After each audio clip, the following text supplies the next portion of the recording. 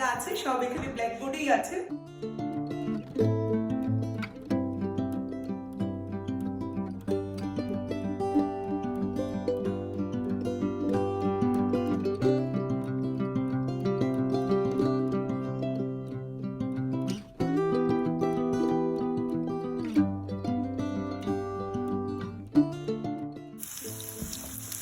বিশালায় সুমনা আর সবচেয়ে বড় ব্যাপার যেটা কাকিও নিয়ে এসছে এখন ডেনমার্কে।